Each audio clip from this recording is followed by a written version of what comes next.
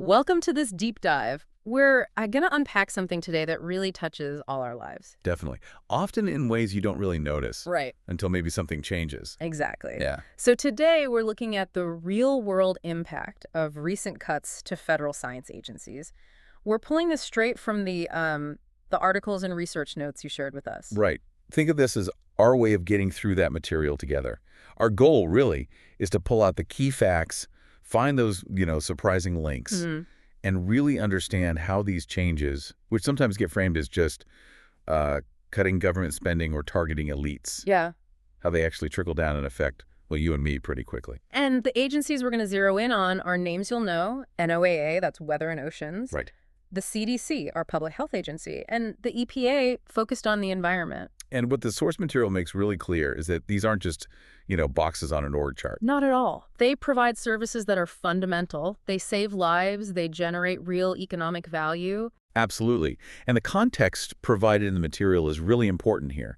It sets these changes within the bigger picture of the Trump administration's return and this wider push to cut research spending and shrink the federal workforce. Okay.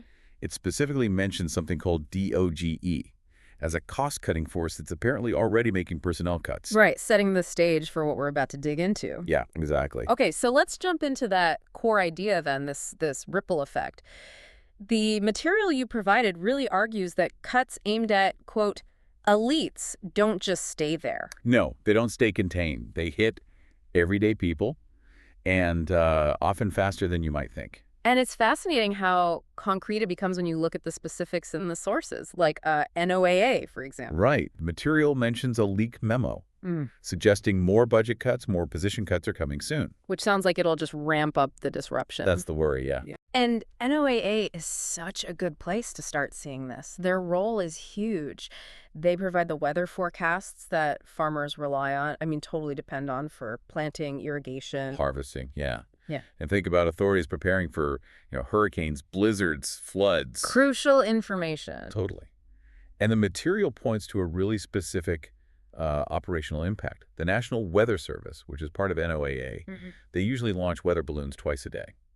These balloons carry instruments. They collect data on pressure, temperature, humidity. The basic building blocks for forecasts. Exactly. That foundational data that tells the models how storms might develop, where they'll move, how strong they could get. And here's where the sources you shared get really stark. There's a quote from an NWS employee. Their office lost 4 out of 13 forecasters. Wow, 4 out of 13. Just imagine the pressure on the people left behind. You can only imagine. And the material directly links that staff loss to less data being collected. That same office. Now only launching balloons once a day. In the evening. So you've basically just halved the resolution of the atmospheric data they're getting. Pretty much. Halved it. Yeah. And the sources also say other offices have delayed launches or even suspended them entirely. And it's not just one place, right? Your material highlighted the Mountain West region, Idaho, Montana. Yeah, that region's being hit particularly hard by these data gaps, apparently. Yeah. And that's critical because that's where a lot of big storm systems get started. The ones that then track east and affect millions. Exactly.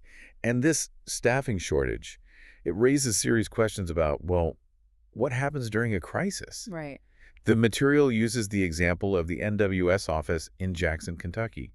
They apparently can't staff overnight shifts anymore. And didn't they just have devastating tornadoes there recently? They did. Killed 19 people. Yeah. And according to the source, that office was short-staffed during that event. They had to rely on people working overtime, getting support scrambled from neighboring offices. That sounds incredibly stressful and potentially dangerous. Your sources also had that account from the Pacific Tsunami Warning Center in Hawaii, didn't they? Yes, that was powerful. An employee fired back in February.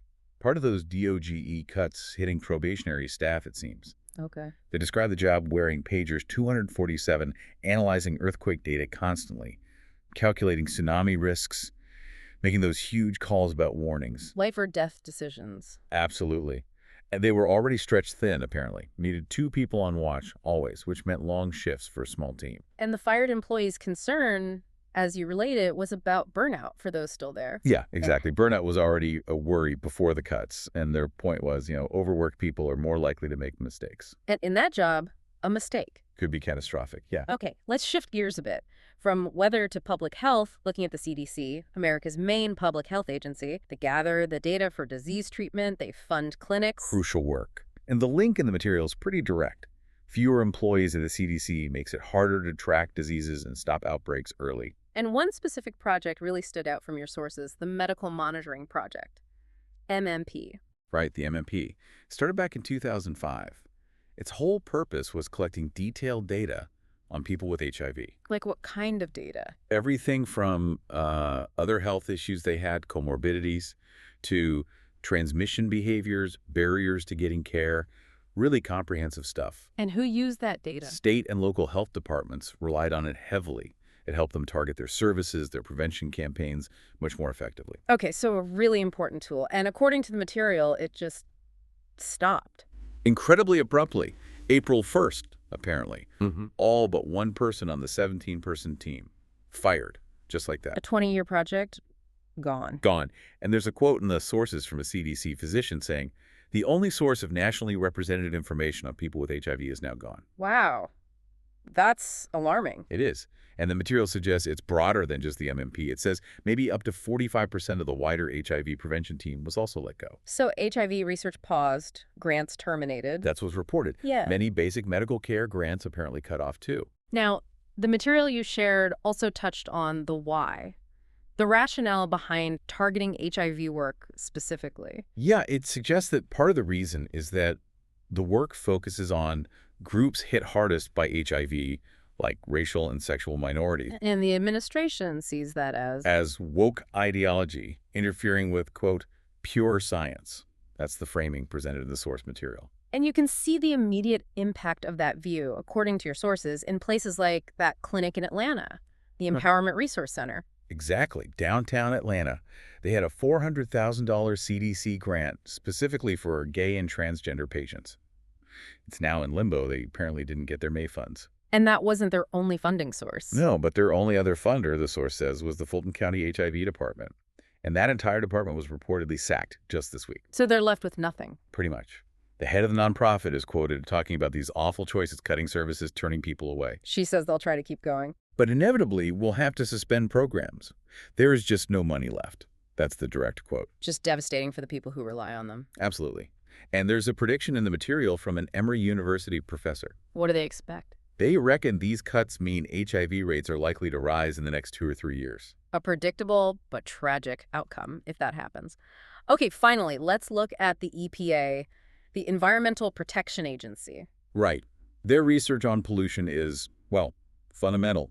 It underpins the regulations that protect us from contaminants in air and water. And the material detailed some big changes there, too, announced in early May. Yeah, significant restructuring from the Trump-appointed administrator. The goal mentioned is returning staffing to Reagan-era levels. Which translates to what, roughly? About a 25% cut in staff overall. And maybe the biggest change, scientifically speaking, was dissolving their main research unit, the Office of Research and Development. That's right. That office, according to the material, was the engine room, collating the independent scientific evidence on pollution. The evidence that informs the actual EPA guidelines and regulations. Exactly, the basis for it all. And the historical context provided in your sources was really striking here, since the EPA started in 1970. Yeah, the regulations based on that kind of research have led to, almost an 80% drop in common air pollutants. An incredible success story. The material stated this saved hundreds of thousands of Americans from early deaths every year. A huge public health achievement based on science. And the proposed budget cuts are also massive. Looks like it. The EPA could lose nearly 55% of its funding, according to the sources. And the justification given in the material for these kinds of cuts? It mentions wanting to scrap what's called skewed, overly precautionary modeling that's used for regulations. Okay. And also getting rid of woke climate research. Again, that's the language used in the sources describing the justification. So let's pull this all together then. We've looked at NOAA, the CDC, the EPA, based on the details you shared.